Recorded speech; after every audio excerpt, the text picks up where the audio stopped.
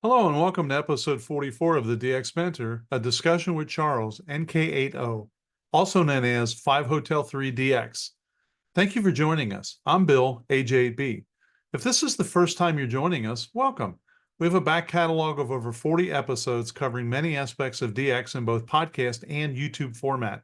Please check us out. If you're new to DXing, I would really recommend episode 1 as it was recorded with several world-class DXers. You will get a feel for the excitement that goes with chasing DX. Remember, if you like what you find, please subscribe, like, and share. If you have questions or comments, please email me directly at thedxmentor@gmail.com. Our guest today is Charles, NK8O, and Joe, W8GEX. Charles is an outstanding DXer from both ends of the pileup, both from Michigan and from Tanzania. He's also a very active POTA participant, and I'm sure we'll talk about that as well. So without any further delay, let's get started.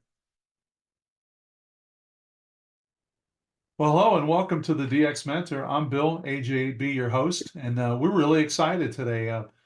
We've got a great guest on who's got a ton of experience, a lot of exotic experience, and I can't wait to start drilling down with Charles. But before then, we do have Joe with us, W8GEX. Joe, what have you been up to? Well, for those that's been around here for a while, everyone knows me, but for the newcomers, I'm Joe, W8GEX. Been a amateur since 1970. Started off with technician class and went up through the ranks. Got hooked years ago on 6 meters, working DX into the Caribbean, and absolutely been hooked on DX ever since. I just love it. I work DX every day. Of course, I'm retired, so that's a benefit for me. So that's pretty much my story. How'd you get started, Charles?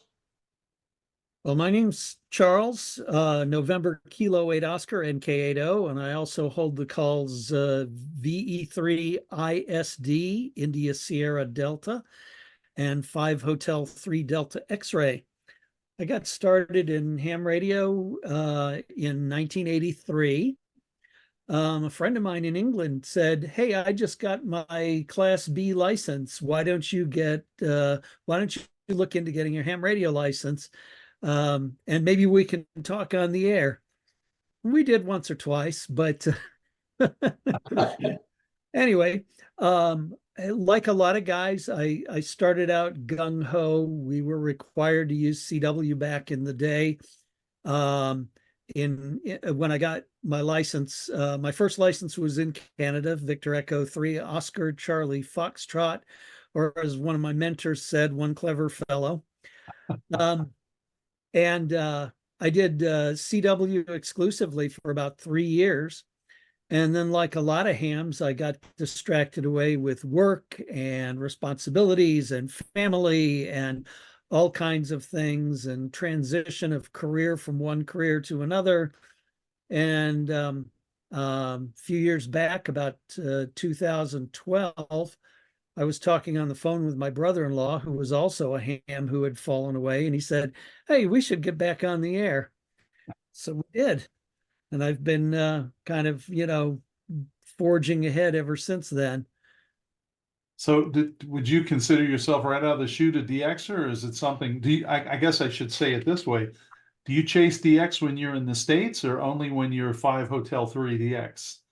I do some DX chasing in both places. I think you would be safe to describe me as far as chasing DX as a casual DXer. Okay. I think at last count, when Logbook of the World was working, I had about 157 confirmed entities, which, is not a lot, but I will say 120 of those were QRP. Wow. Oh, So yeah. And that's always fun. Breaking a pileup as a QRP operator is a blast. I haven't had as much time to sit in the shack and chase DX lately because I often pick up my gear and, hop in the car and go out and activate parks now. I'm pretty avid in both Parks on the Air and World Wildlife Flora and Fauna. And I participate in, I'd like to participate in parks that are in both programs. just a personal preference, no bias there or anything, but I like the challenge of going out to a park and actually putting contacts in the log, not just pen in the log and slam bang, thanks, done. I usually end up with between 45 and 75 in the log on any given outing. Oh, This year's been a little more challenging because I've been operating exclusively QRP in the parks, and that's definitely more challenging, although there are still some pretty dedicated DX hunters who will track me down and work me just Wow. about every time I go out into the field. Yeah, we've got a podcast coming up with Tom. What's his called, Joe? Is it K4? K4 SWL. Yep. So Good guy. I know him very well. and we're gonna drill down into this whole POTA's one of those things that I've never really thought about by myself, but as I told Tom, it's quite common for my wife and I to go to there's a state park 2 miles from my house, and we'll go there in the afternoon sometimes and just put our feet up and read and enjoy the sun. It's like, well, gee, why wouldn't I? And I've got an 857. It's like, why wouldn't I go and operate from there? So I'm gonna have to try that this summer. But Yeah. well, good for you. Yeah. When did you start becoming the DXer from Tanzania? Well, my first trip was there. I went there in 2009, and that was before I actually got back into amateur radio. Okay. And then I took a trip in 2011, just shortly after I had gotten my, become active again. And I got this wonderful little radio called a KX3 that fit in my luggage, and was put in contact with the proper folks to get a license there. My first license there was 5 Hotel 9 Charlie Papa, my initials. And I only operated with that call sign once, I believe. And then when I went back a couple of years later, I was in contact with the fellow who did the licensing. I said, I'm going to be in a different region. Hey, do you suppose 5 Hotel 3 Delta X-ray is available? And he said, yeah, I think it is. Let's, I said, is there any reason I can't get that call sign? He said, nope. So I've held that call since, I'm not sure whether it was 2013 or 2014, but it's been a while. And I've kept it up because, it's a great call sign to have when I go over there. Sure. How often do you get back there now? Well, I've been to Tanzania 10 times. I've had radios with me, or no, this upcoming trip will be 10 times. I've had radios with me 9 of those times. Wow. And my last trip was in 2020 during COVID, and I was actually on lockdown there. Couldn't get a flight out, so I stayed. I was there for, from February through to the beginning of June. And, again, I didn't dedicate all of my time to operating DX, but I did make 10,000 contacts. Wow. 10,000. Oh, gee. Good for you. So what's it like there? I mean, I picture, jungles and wild animals and. Well, they have some of that. There are big cities. They're a little different than our big cities. Typically you don't look for elevators, lifts as they call them. They are in some buildings, but they often don't work. Most buildings aren't air conditioned, so it can be rather warm at times. The food is different, a lot more fresh food, but prepared very differently from what we're used to. But I love it. And depending on where you are in the country, it can be very hot or it can be a little more temperate. This trip is going to be primarily in the Dodoma region. Dodoma is the administrative capital of Tanzania. And it's a little higher elevation and it's a little bit more south, which makes it a little bit more temperate. So, you know, I haven't been there yet. I'll see what it's like. But I did order a jacket to take with me for evenings because I Sure. I'd be chilly in the evenings. And did remember Southern Hemisphere. We're coming into summer, they're coming into winter. Okay. So what kind of antenna do you take with you, Charles? Joe, I have been because I'm a solo expeditioner, and I have primarily been operating as available. You know, this is not a dedicated DXpedition. This is holiday style DXpeditions because I have other responsibilities and things that I'm taking care of and things that I'm doing. I have primarily operated with wire antennas. One year I had a 133-foot doublet fed with window line that was up in the mango trees about 60 feet. Well, Wow. That worked very well. yeah, I had a Delta loop again up in a mango tree one year. I've had various combinations of random wires and long wires fed with 9-to-1 ununs. And last couple of times I've used quarter wave verticals primarily on 20 meters. And those tend to work pretty well. I did try to make a phased array for 20 meters, but I, I didn't notice that it worked out very much better than just a single 20-meter vertical. And that's what I ended up using most of the time. sure. The last trip, when I made all those contacts, I was using a random wire. I think it was about, if I'm not mistaken, it was 100 and maybe 162 feet or something like that. And it was noisy on the low bands, but on the high bands, it really performed well.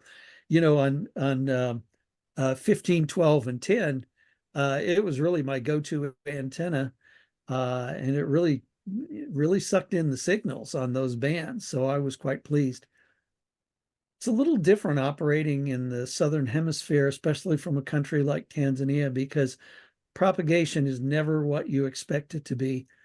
If you have an idea what propagation is like at any given time of day in the US, forget it. It's completely different in the Southern Hemisphere, in Tanzania, not too far off the equator.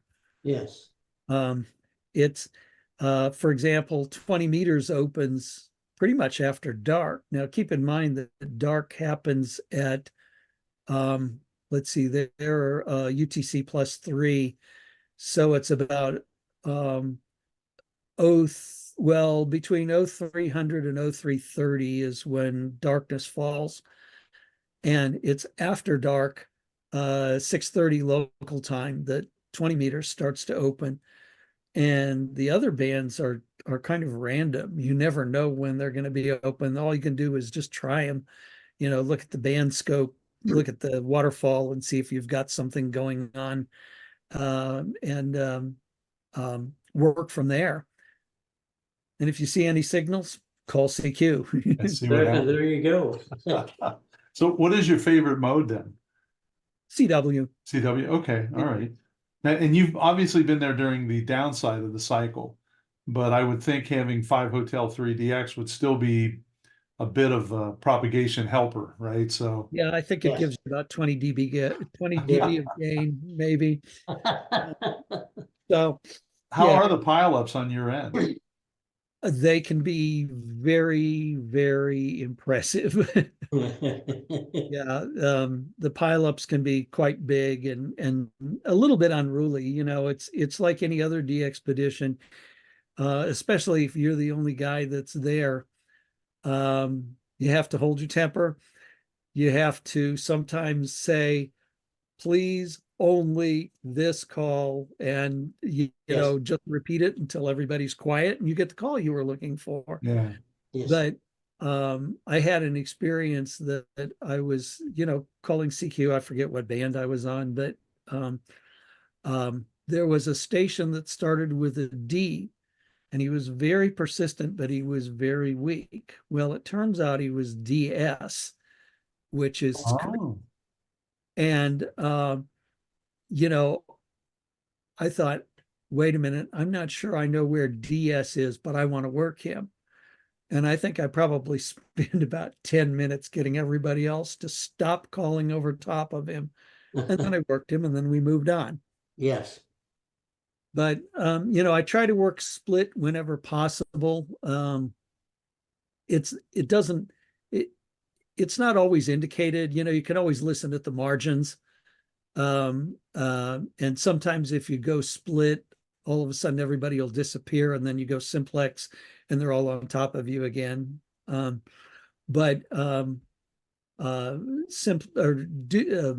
split is a good way to operate for sure.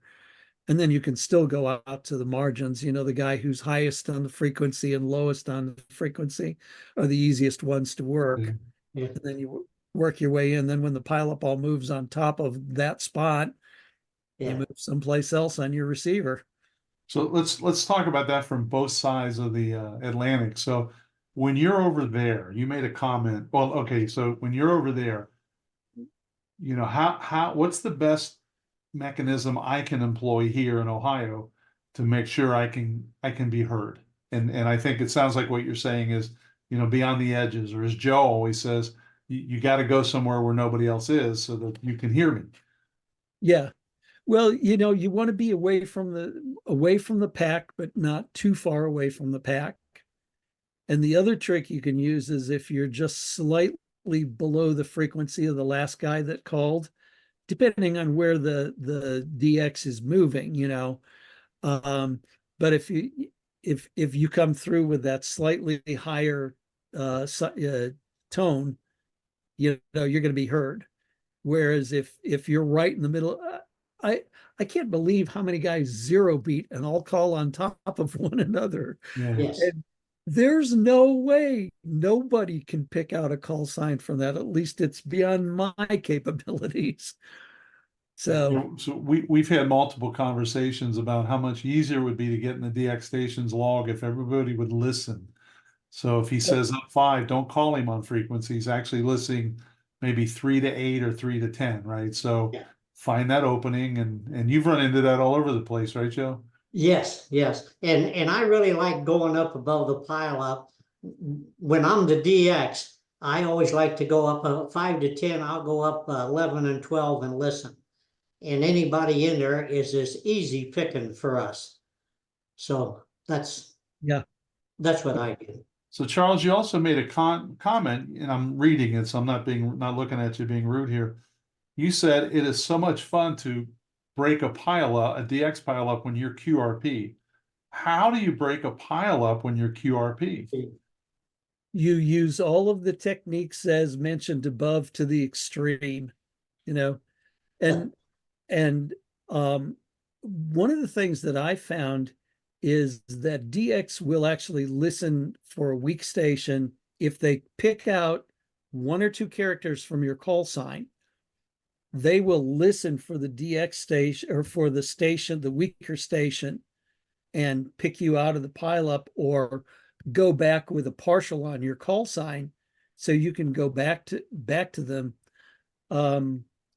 Let's see, what's his name? Neil on Marshall Island. I worked him on 10 meters one day, and there was a huge pileup on top of him. And I think he caught the first 2 letters of my call sign, and he said weak station NK. You know, this was on CW, and he picked me right out of that pileup, and that was really fun. Holy smokes! You know, it was also in a sunspot doldrums time as well, and you know, here we are working 10 meters, and working him was just a real joy. Wow. Yeah, we probably all have a checklist, right? Maybe you try tail ending, or you try timing, or you try going up, or you try going down, or you try going really up. And there was another guy in the club, K4ZLE, I think it was, Jay taught me, he doesn't make a QSO anywhere if he's not in split. Even if the transmit receive frequencies are almost identical, he always operates split because he can quickly move off a little bit and just make enough of a difference that you can hear us. So very cool. Well, congratulations. That's a heck of a good QSO on 10 and anytime, much less during the doldrums, right? How many countries do you think you might have confirmed from Tanzania if you were to track it? Well, I have tracked it because all my logs go to Logbook of the World. Oh, I okay. think I'm somewhere about the same there as I am in the US. Oh, cool. So it's somewhere around 150. Okay.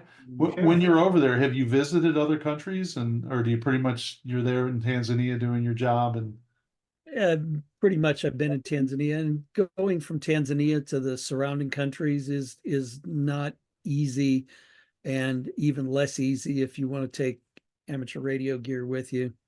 It might not be too bad getting into Kenya, but going to like Mozambique, very difficult. Going to Zambia or Zimbabwe, actually tail ends in there.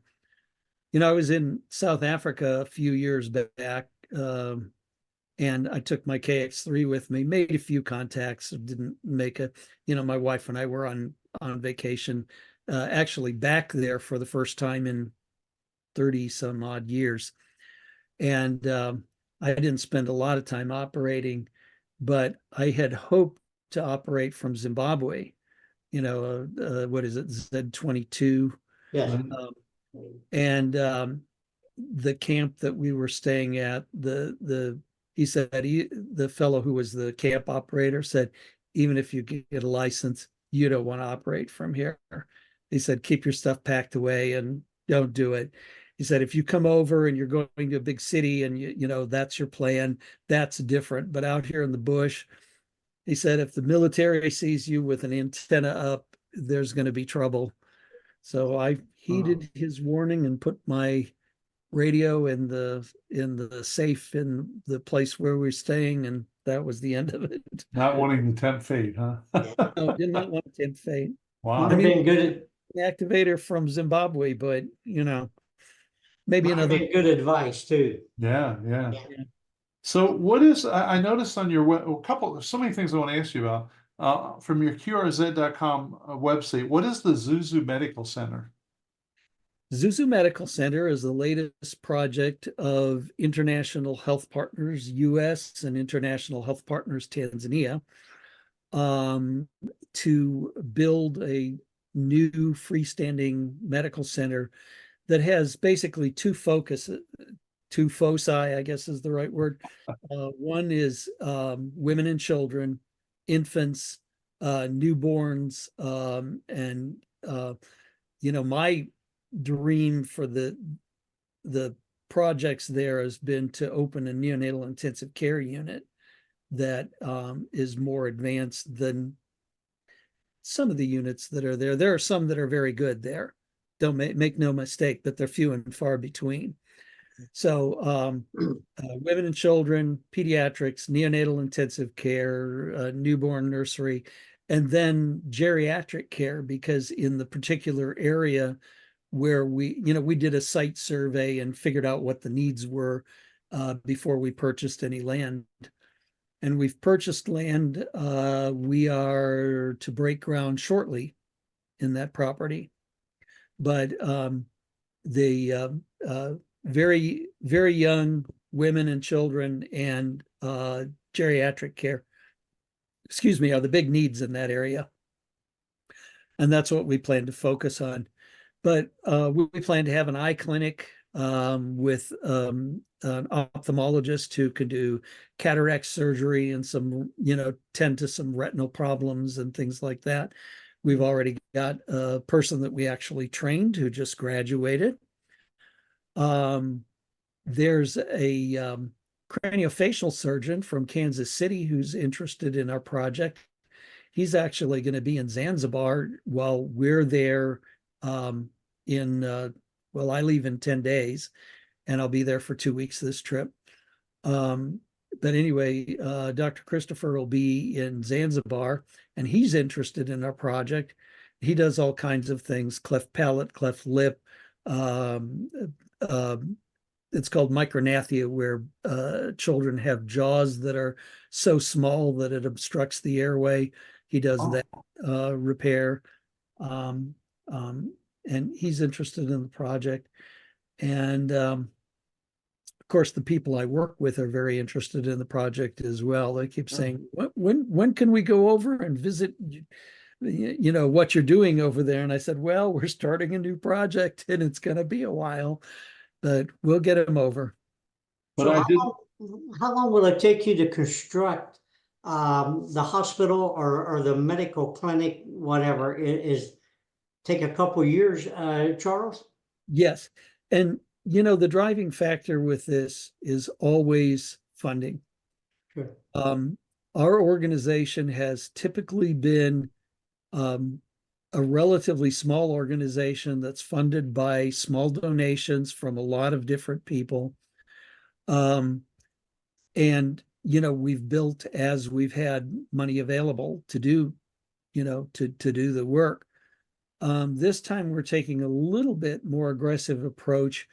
We've got somebody who's investigating a grant, a block grant for us. And I don't think I mentioned it yet, but for this upcoming trip, I made contact with the U.S. Embassy in Tanzania, and they've set us up with a meeting with USAID. USAID is a organization that tends to a lot of different kinds of projects in basically the third world, in Africa and other places in the world. But we're not proud. We'll ask for money. Sure. Yeah, sure. And I noticed it's the International Health Partners, I believe, is a 503c. 501c3, yes. Yes. So anyone listening today could go to their website and donate to help you out. Yes. It's ihptz.org. Okay, I'll put that in the show notes. Yeah. But I don't twist people's arms. I don't one of the things that I do is that when I'm there, if someone wants a QSL card, an actual physical card, I ask them for a donation for the card, and then I put all the donations back into the organization. Yeah. Okay. And send out the cards at my own expense. And it's usually not a huge number because, 5H is not rare DX. But I usually get a couple hundred requests for cards. And I asked a donation of $5 for that, and every bit of it goes into the organization. And then I pay the postage and the cards and everything on my own. Sure. I think I've heard Joe say I'd give $100 if I could work Tanzania on 60 meters. Did you say that, Joe? Or Yeah. Let me check my sheet. I know I'm a big 60-meter guy, Charles. Well, Joe, I tried to get permission to operate on 60 meters the last time when I went in 2020, and they just wouldn't give it to me. They didn't give a reason. They just said no. No, yeah, I don't have it either. Yeah, but I'm thinking if I go again in the near future, I may ask just to operate on the segment where they use FT8. Yes. And that's what 2.5 kilohertz or something like Yes. that. Yes. And I may be able to get it permission to do that. I've got 244 on 60 meters, but wow. Unfortunately, Tanzania is not one of them. I've always found on my D expeditions, the majority of the time it's the old story: asked and you shall receive. And I'll say, well, I'm only going to be here for a week, and I like to check propagation between here and the United States, and blah blah blah. And just about every time they'll give me permission. Yeah, but you never know. Did not. I actually wrote a very nice letter, saying this is part of the IRU. Yeah, the ITU designation for amateur radio, and that it would only be operating at 100 watts, which is the legal limit in Tanzania. And apparently they still have military operations there. I think that's why they didn't want me on the band. Well, Joe, if he can't do 60 meters, I guess we're done here. We're done. Sorry, Charles, but We're out of here. 60 So- meters or 60 meters or 6 meters, unfortunately. Oh, really? Yeah. I had a fellow oh gosh, what was his call sign? I don't remember at this. I think he was an OH1, but he really wanted to work me on 10 bands. And we got 9. I really, worked him on 9 bands. But 160, you know, again, I've asked for permission. I've written to the people who are involved in the amateur radio, you know, at least in advising for amateur radio, said this is an IARU assignment for 6 meters, and so far no luck. Yeah, I don't have that confirmed on 6 either. Yeah. And I do imagine, though, I mean, you're a guest, and I'm sure you're a little nervous about pushing the envelope. It's like, okay, A bit. yeah, I understand. Well, You good know, for you. So going through your website, the other thing that jumped out is, do you still have your dog, and do you take the dog to Tanzania with you? I do not take the dog to Tanzania with me. Unfortunately, the dog that was pictured on my QRZ page died, I think, almost 2 years ago now. Oh, okay. Okay. He was not an old dog. He was such a sweet dog. He was a big dog. He had tipped 100 pounds at one point, Gee. but he was just a big marshmallow, you know, Yeah. a sweet dog. But he only lived to be 10 years old. He had some Oh, weird cancer that only dogs are prone to. It's a hematologic cancer, and hemangiosarcoma is what it's called. And he was well one day, and he was pretty much gone the next. wow. But we have a new dog, I saw that. a terrier. She is probably part West Highland Terrier, possibly some Chihuahua, possibly some Heinz 57. No, for sure. She's got this wiry hair, and she's brindle colored. And she's little. I mean, she's the littlest dog I've ever had. She's not quite 18 pounds yet at 6 months of age. Oh, Wow. gee. So she's probably not going to get too much bigger than she is right now. But she goes on my park expeditions with me. Okay. She loves it. Boy, all I got to do is sit down and put my shoes on, Yeah. and she's ready to go. Wants to go to the park So your wife does go to Tanzania with you, I think, right? periodically. Yeah, Okay, she would be all right. going on a trip, Yeah. but she goes periodically. She has participated in both medical and upcoming trips. She'll probably participate in spiritual, because she's about 1 year away from ordination as an Episcopal priest. Wow. Oh, I know. We've taken some career detours, you know, some interesting things. My wife was a musician, nurse, physician, and now priest, almost priest. No reason to believe that she won't finish that. yeah. And my path was a little straighter. I was musician, then doctor. So Well, we have a good friend who's a W0 VTT. Mike is an excellent, I'm going to say he's a trumpet player, but I could be wrong. Joe, does that? I think that's correct. So what was your specialty, or what is your specialty? instrument wise, Yes. I played the French horn. Oh, wow.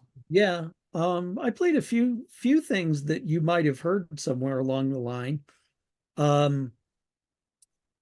If you ever listen to National Public Radio, the afternoon show, All Things Considered, Yeah, occasionally. Yep. it's not the current music, it's the previous music that they used. Started out with a piano, and then 2 horns came in. Yeah. Those horns was me. Really? I mean, And there was a Perkins pancake commercial that I was on.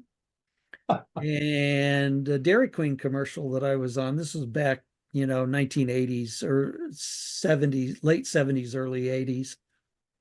But, I How got, you doing? Really I made, cool. I made my living as a symphony musician playing in an orchestra. So, Charles, are you a physician? Yes. Yeah, medical doctor, pediatrician by training, and neonatal hospitalist by accident, I should say. Yeah. I kind of fell into working in neonatal intensive care in about 2006. And I asked them, well, how long do you think you'll need help here? And they said, oh, maybe 6 months. Well, let's see. It was, if 7 or 8 years later, they said, well, we don't need you anymore. But I had plenty of training. So I started doing travel, what they call locum tenens work, and held 15 licenses in 15 different states or jurisdictions, ranging from U.S. Virgin Islands to Oregon to Maine, and also Georgia and Florida, um, with a few in the middle as well. Sure. Wow. Wow. So, And I'm still doing that, although I'm going to be finally semi-retired as of August. Okay. so the work that you're doing in Tanzania, is it different than Doctors Without Borders? That organization. Yeah, Doctors Without Borders is basically a group that travels to areas of need. Okay. So if there's an epidemic or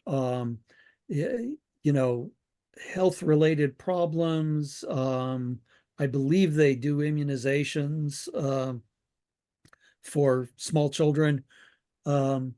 That's more their niche than what we're doing, where we're actually trying to build a freestanding hospital.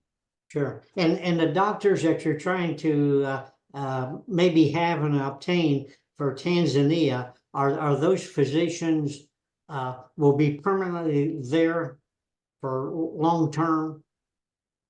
What we try to do is hire all local physicians, and then augment that with volunteers who come from the US for a period of time, who can share their expertise and their knowledge and, Sure. train people in new things. We have one doctor who's been with us for a very long time now, Dr. Bond, and his name is Bonaventura Mazzazeli, but everybody calls him Dr. Bond. And Dr. Bond is a uniquely talented fellow who picks up things like a sponge. And so if you teach him something, he's good to go. Wow. He does a little dental work, he does minor surgeries, he does, medical visits. He's just really a smart guy, Yeah. and really All around guy. yeah. Yeah. But we're hoping to hire a lot of local doctors and staff most of our needs with local doctors. The ophthalmologist we have is Tanzanian, whom we paid for her training, and she's going to come work for us. Her father's also an ophthalmologist, but he had a private practice in Mwanza, which is in the lake region up by Lake Victoria. And he had some donated equipment, and he and several other ophthalmologists took it all in vans and trucks and whatever, and they set up in villages, and they do cataract surgery. Ah, Excuse me. Hang on a second. They do cataract surgery out in the bush. So, there are very talented people there. It's just that they're few and far between. As of the last time that I counted, there were only 9 practicing pediatricians in the country. Wow. In our Salam area. yeah. And so, there are big needs there. Wow, that's got to be terrifically rewarding work though. So good for you. Wow. Well, So tonight what? we've had 3 other facilities that we've either been heavily involved with or built, and we've turned those over to local management. So Yeah. we're not really involved in those projects anymore. Okay. I'll switch back a little bit. What is a top activator? Top activator. Well, last year I was in a very unique position. For World Wildlife Flora and Fauna, WWFF. I was traveling to go to work. And that, coupled with the fact that there were a bunch of new parks designated within 200 miles of home, I picked up every park I could go to. And, sometimes going to work, I'd take an extra day and I'd activate one park one day and another park the next day. And then on the way, if I had a day off in the middle, I'd go activate a park. And then on the way home, I'd activate a couple of parks, vary my route enough that I could go. So I ended up, at least as of December 31st, with the most activations of unique parks in North America. Really? Yeah. Congratulations. In fairness, one of the very prolific activators, Carrie KB3 Whiskey Alpha Victor, actually went to more parks than I did, but hadn't submitted her logs by December 31st. Oh, So if you look at the stats for last year, she was actually number 1 in North America, and credit where credit is due. But she's crazy. I mean, she does more activations. I don't know how she fits them all in, So do I recall you have to have, is it like 10 QSOs to make it a legit activation, or World Wildlife is 44. a World Wildlife? Okay. Contacts. Yeah. Yeah, that's why I'm kind of partial to it, because if I can make 10 contacts in 10 minutes most of the time. Yeah. Yeah. So I'm learning about POTA and SOTA, but I know nothing about World Wildlife. So I'm gonna have to check that out. Well, just briefly, World Wildlife predates POTA, and they were one program initially. And without going into any details, because I don't know any details, there was a split, some bad blood. POTA went off on its own. The first 4,400 parks in North America are pretty much the same numbers. POTA now starts with US. World Wildlife starts with KFF. Okay. But, KFF 0713 and US 0713 are the same park. But the rules are slightly different and the approach is slightly different. And again, credit where credit is due. POTA has done a wonderful job of PR. Their public relations is second to none. They have done a great job of promoting, whereas World Wildlife's a little more laid back. There are some very dedicated operators. If you want to pick up the DX stations, you're a lot better off working WWFF than you are working POTA. But wow.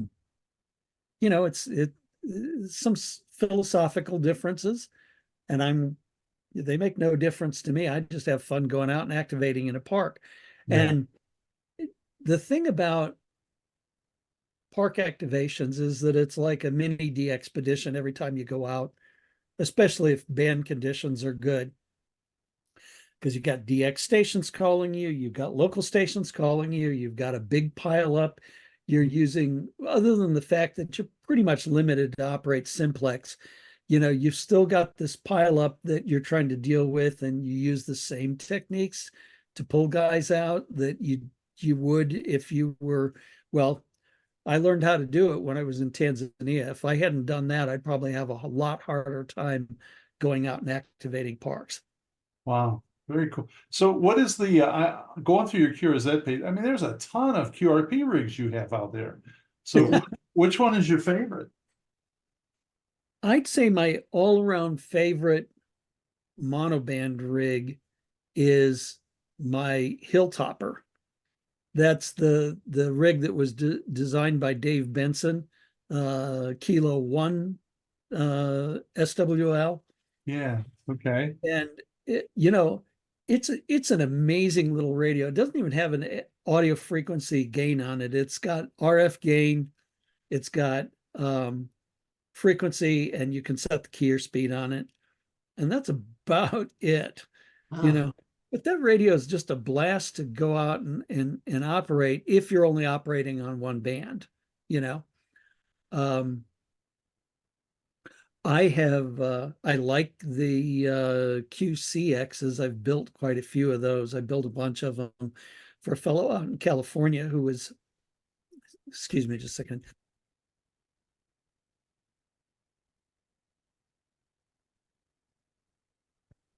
Sorry, I'm not used to talking this much. Anyway, I built a bunch of them for a fellow out in California who was giving them to Boy Scouts who would, if they learned code and got their technician license, he was giving them away. And I think I ended up building 9 or 10 of those ultimately, of the original ones. And then one of my most fun, quick, shall I call it quick and dirty radios is the QDX, because it's the closest thing to a plug and play radio I've ever used. So you plug it in, you turn it on, you open the WSJTX program, and if you've got an antenna hooked up, you're on the air. You're good to go. And that's a fun little radio too. Not CW radios, but I wrote the review in QST for the QDX a couple of months. I think it was in the March was it last year? Yeah, it must have been March 2023, I think. Well, what stunned me was the Friday night of Hamvention, we had our DX dinner. Mm-hmm. We had over 400 people there. And I thought, okay, we're rocking this. This is really good. And the next day at the forum, I think at one point we counted in about the same neighborhood, 400-ish or so. And then following us was the POTA group. Or was it, they were before us? Anyway, it doesn't matter. I was stunned. Standing room only, people everywhere. I had no idea. I feel like I'm really missing out on something. It's just unbelievable. So it's a fun activity, and it's really addictive. You go out and do this stuff, and it's like, wow, I just ran a pile up and put 120 QSOs in my log in 90 minutes. I was on 40 meters this morning, FT8, because let's face it, that's where just all the traffic's at anymore. And 2 POTA stations come across, and I worked both of them. And I've never been on a POTA activation, and I used to get on and go from one frequency to another and run them all down and work them. But I still work them if I see them come up on FT8 or any mode. I always work the POTA guys and girls. Yeah. My favorite, if I'm working digital, my favorite is FT4, because it's a little watching paint dry. But when I go to Tanzania, I intend to operate at probably as much FT4 as FT8. People want me, they can come up to FT4 and work me, because it just goes so much faster. Yeah. Very, very cool. I think I will do Fox and Hound on FT8 this time. It's not a major DXpedition, but still you can get several in the log at the same time, as opposed to having everybody calling you on your frequency at the same time. So what logging program do you use for all this POTA stuff? Well, I am a, my phone has a message. Sorry, I don't know whether you heard that or not. No. um, I'm a Linux user. So lately I've been using CQR log, which is my favorite because, you except the latest build that I did where my filters aren't working right all of a sudden. Um, Typically you can filter things out very quickly. And, if you want to separate out like by date and grid square, you can do that. Or you can set QTH profiles to separate things out to save your logs and make sure you're not putting in extraneous stuff that you didn't actually work that day.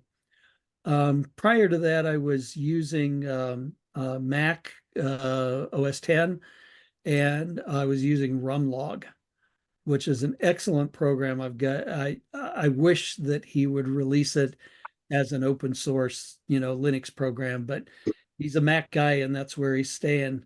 But when my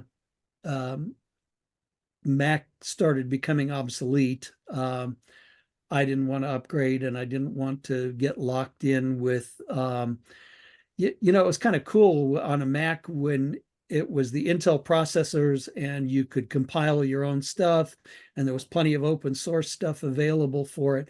90% of what I ran on my Mac was open source, but they're locking that down with their new processors and making it a little more difficult. And I thought, yeah, I'm just going to go back to Linux because I've been a Linux user since 1993.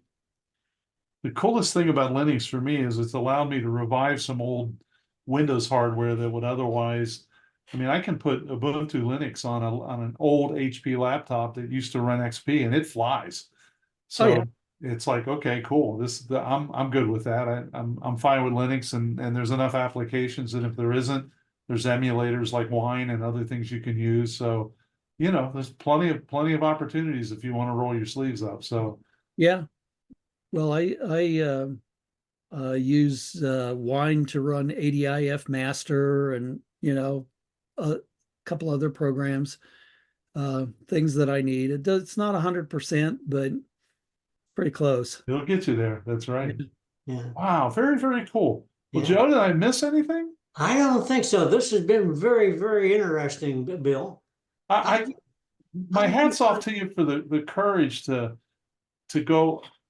I'm not a world traveler, so I picture, various countries of Africa. There's a lot of them that are war torn. The poverty is overwhelming in some cases.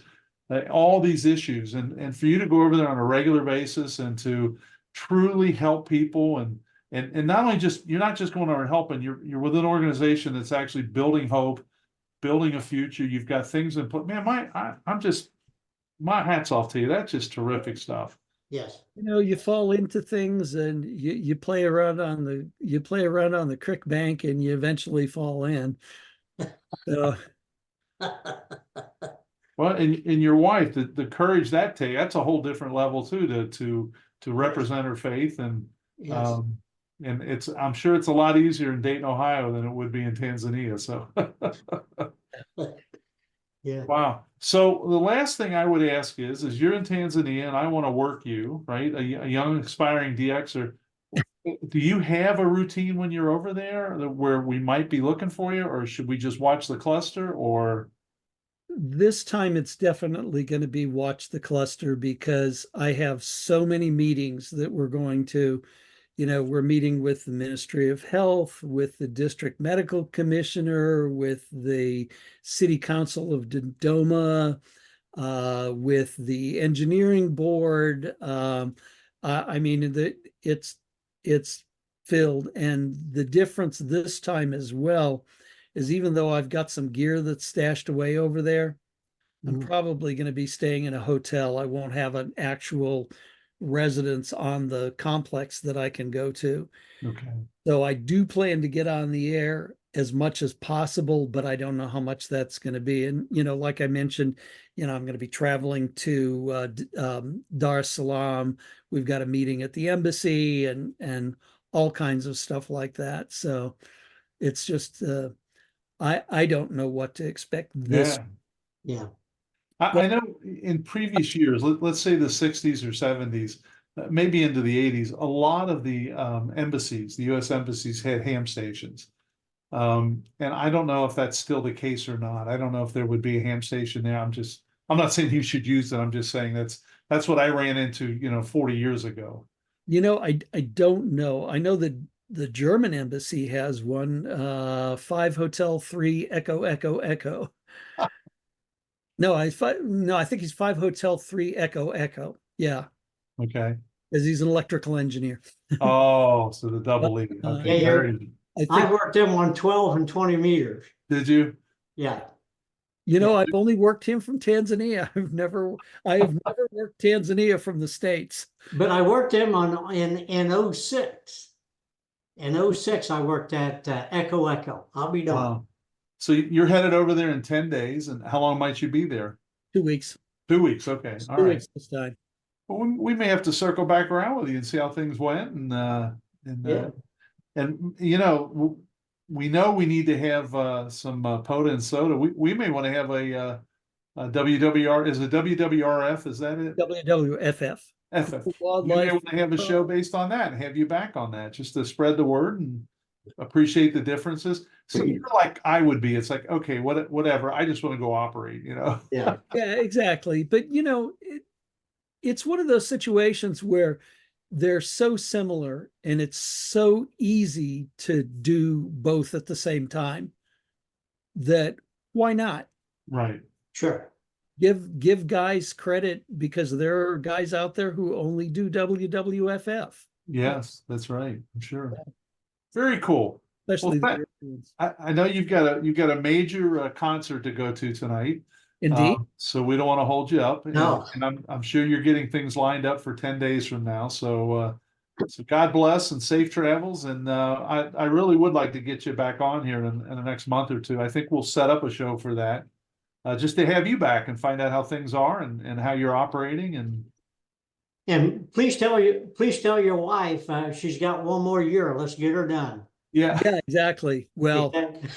she spent the day today writing her final paper for a second year.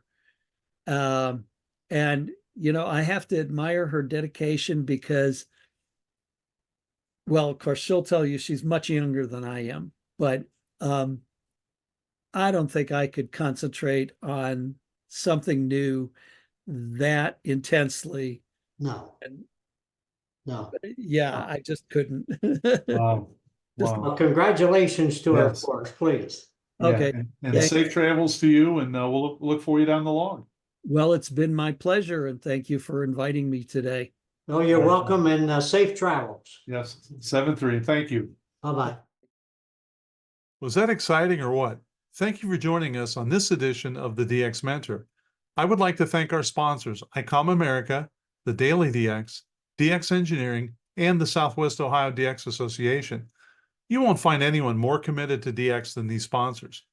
I would especially like to thank our guests today, Joe, WAGEX, and Charles, NK8O.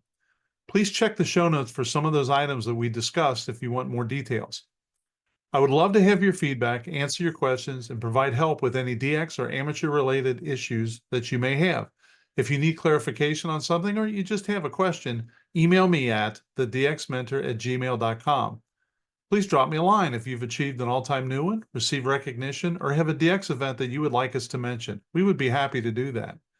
If you're enjoying these DX Mentor episodes, please hit the subscribe button. You can also click like if you found this one particularly interesting. If you don't want to subscribe, that's okay, but would you mind dropping me a note and let me know why? I just want to get better. 7-3 for this episode, and thanks to my XYL Karen for her love and support. I'll see you in the pile-ups.